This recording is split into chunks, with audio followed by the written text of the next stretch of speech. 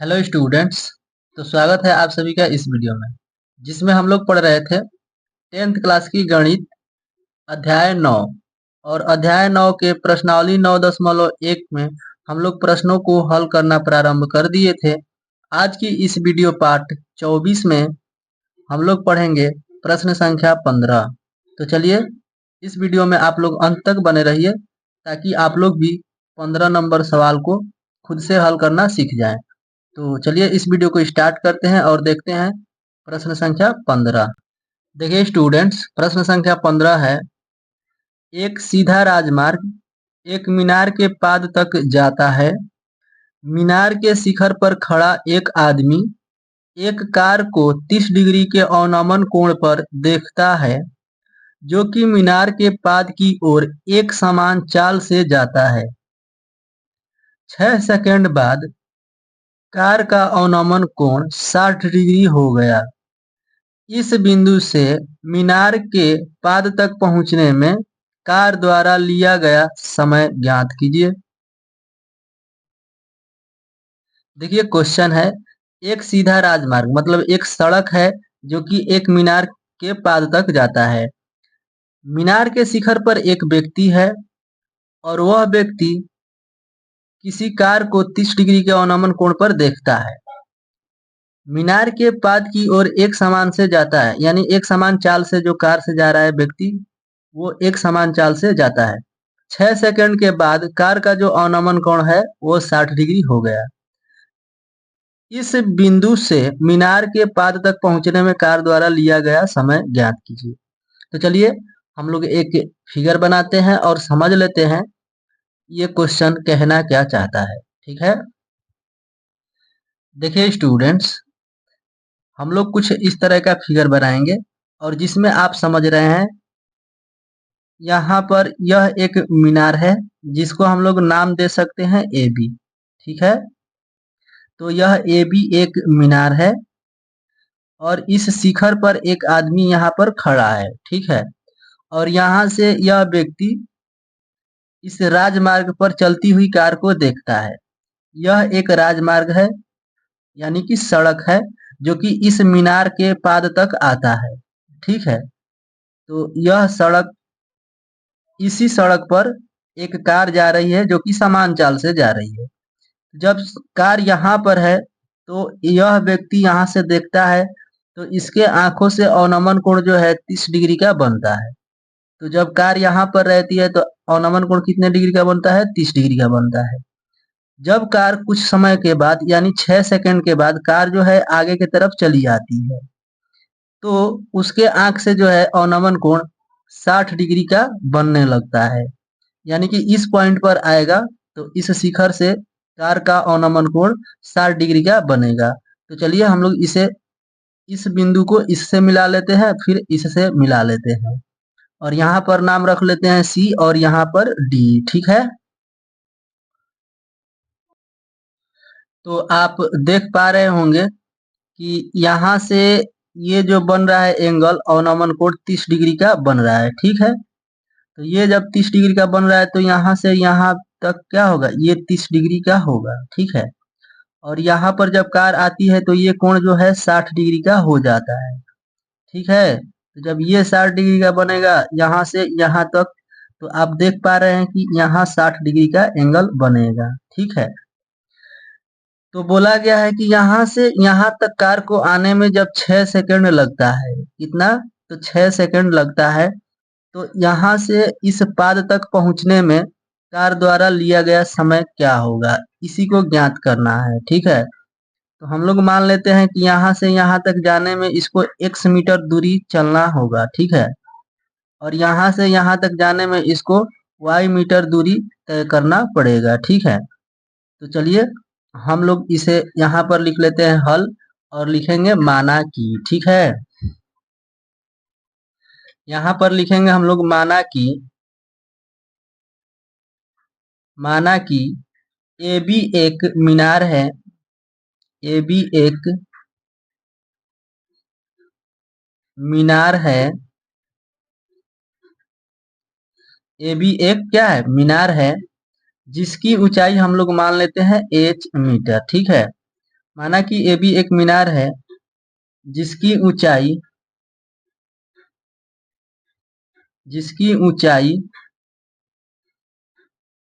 h metre है।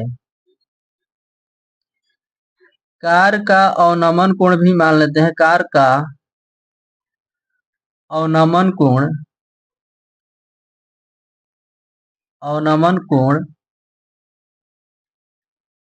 30 degree एवं 60 degree है।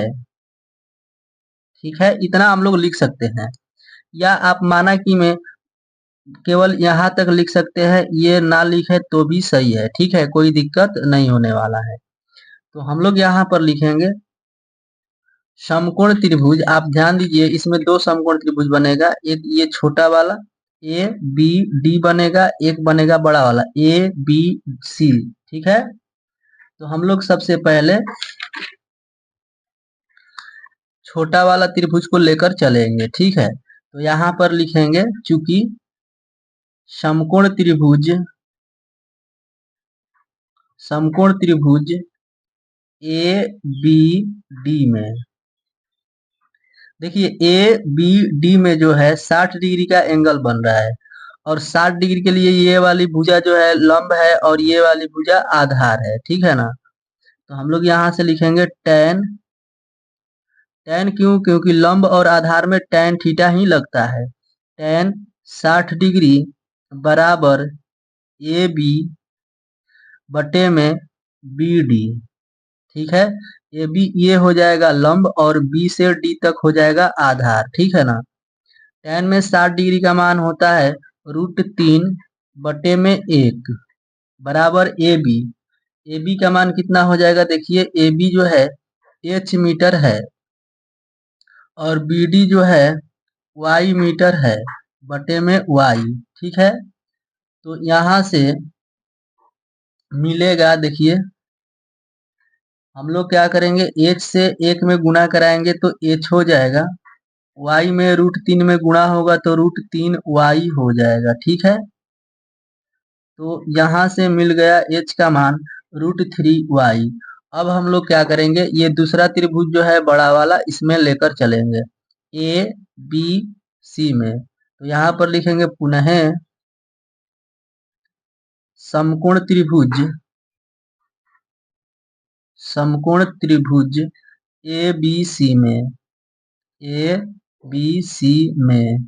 ठीक है, तो यहाँ से मिलेगा, ध्यान दीजिए, यहाँ से ये 30 डिग्री का एंगल बन रहा है। 30 डिग्री के लिए ये वाली भुजा जो है लंब है और यहाँ से यहाँ तक ये आधार है। ठीक है ना, तो लंब और आधार में कौन सा त्रिकोणमितीय अनुपात लगता है? तो tan थीटा लगता है। ठीक है, तो यहाँ से हम लोग एक काम करेंगे कि BC जो है यहाँ आधार है, यानी कि यहाँ से यहाँ तक जो है BC आधार है। तो इसकी लंबाई अगर हम लोग देखें तो यहाँ से यहाँ तक तो x मीटर है और यहाँ से यहाँ तक y मीटर है। तो जब B से C तक का बात किया जाएगा तो हम लोग क्या करेंगे, x प्लस वाई, यानी कि x और y को मिला देंगे तो ये पूरा लंबाई हो जाएगा। ठीक है, तो ये हो जाएगा BC की लंबाई, यानी x प्लस वाई मीटर। ठीक है, तो यहाँ पर हम लोग लिखेंगे tan 30 डिग्री बराबर लंब तो वही रहेगा ए बी, तो ए बी बटे में BC, यानी कि आधार हो जाएगा BC। ठीक है, देखिए tan में 30 डिग्री का मान होता है 1/√3। 1 बटे क्या हो जाता है? √3 बराबर ए बी का मान हो जाएगा h बटे में BC का मान आप देख लीजिए, BC कितना है? तो x प्लस वाई, यहाँ पर रखेंगे x प्लस वाई। ठीक है, तो यहाँ से हमें मिलेगा, ध्यान दीजिएगा, √3 से h में गुणा कराएंगे तो √3h हो जाएगा। ठीक है, बराबर x प्लस वाई से 1 में गुणा कराएंगे हम लोग तो x प्लस वाई होगा। ठीक है, इसके बाद आप ध्यान दीजिए √3। ठीक है, और यहाँ पर आप देख पा रहे हैं कि ये जो h है √3y के बराबर है। यानी कि हम लोग इस h के स्थान पर √3y रख सकते हैं। ठीक है, तो यहाँ पर रखेंगे √3y। ठीक है, x प्लस y बराबर में ज्यों का त्यों रहेगा। अब आप ध्यान दीजिए, √3 से इसमें गुणा होगा तो 3y हो जाएगा। ठीक है, इधर बचेगा x प्लस y। ध्यान दीजिए 3y अपने स्थान पर, यह y इधर आएगा तो माइनस में हो जाएगा। ठीक है, और बचेगा बराबर में x। ठीक है ना, आप ध्यान दीजिए 3y में से एक y घटेगा तो 2y बचेगा। ठीक है, बराबर में x। ठीक है, तो ये हो गया 2y बराबर x। ठीक है, तो हम लोग जानते हैं कि C से D तक जाने में कार द्वारा x मीटर की दूरी तय करने में कार द्वारा 6 सेकंड का समय लगता है। ठीक है, तो यहाँ पर लिखेंगे हम लोग, चूंकि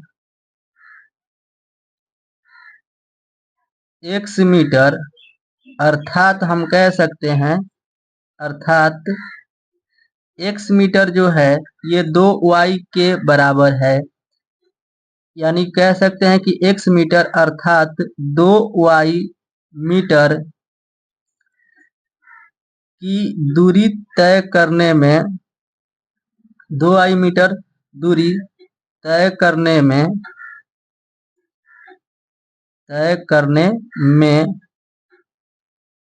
समय जो लगा है वह 6 सेकंड लगा है। कितना सेकंड? तो 6 सेकंड लगा है। ठीक है, तो देखिए ध्यान से आप, अगर 2y मीटर दूरी तय करने में 6 सेकंड लगता है तो 1 मीटर दूरी तय करने में कितना समय लगेगा?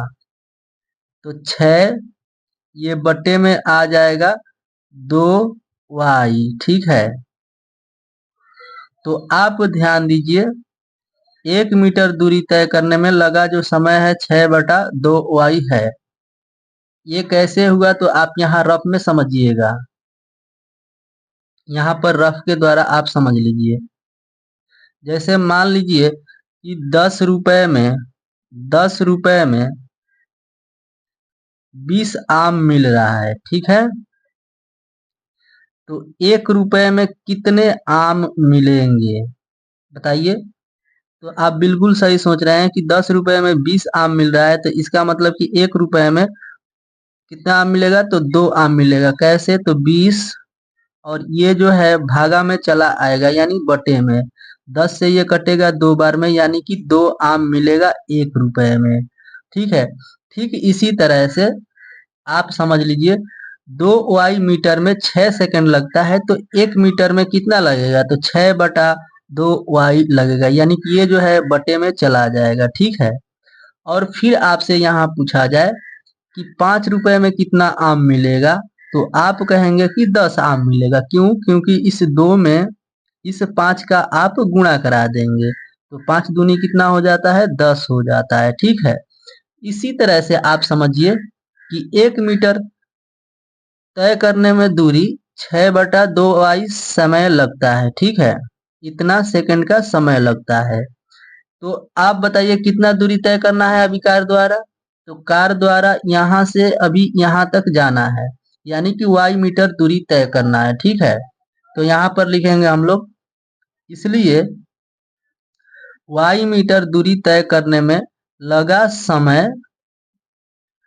लगा समय जो है 6/2y, और यह जो है y हम लोग यहाँ पर गुणे में लिखेंगे। ठीक है, तो ये क्या हो जाता है? y से y कैंसिल हो जाएगा और 2 से ये 3 बार में कैंसिल होगा। ठीक है, तो देखिए कितना बच गया? 3 बच गया और ये हो जाता है सेकंड। ठीक है, यानी कि 3 सेकंड, और यह अपना इस प्रश्न का आंसर हो जाता है। ठीक है, तो स्टूडेंट्स हम लोग इस तरह के प्रश्नों में अतः लिखते हैं, तो यहाँ पर लिख लेंगे अतः मीनार तक पहुंचने में कार का जो समय है 3 सेकंड है, और यह इस प्रश्न का आंसर हो जाता है। तो स्टूडेंट्स उम्मीद करते हैं कि आप लोगों को यह प्रश्न बहुत ही अच्छे से समझ में आया होगा। अगर फिर भी किसी तरह का डाउट है तो आप लोग कमेंट कीजिए, जिसका जवाब हम आपको कमेंट में ही विस्तार से देने का प्रयास करेंगे। तो चलिए, इस वीडियो में इतना ही। आप लोग इस चैनल पर अगर नए हैं तो चैनल को सब्सक्राइब कर लीजिएगा और इस वीडियो को अपने दोस्तों में ज़्यादा से ज़्यादा शेयर कीजिएगा। ठीक है, तो आप लोग इसका स्क्रीनशॉट लेना चाहते हैं तो आप लोग इसका स्क्रीनशॉट ले लीजिए और अपना नोट्स तैयार कीजिए। और इसी तरह के वीडियो देखने के लिए आप हमारे चैनल को सब्सक्राइब कर लीजिए। Thank you.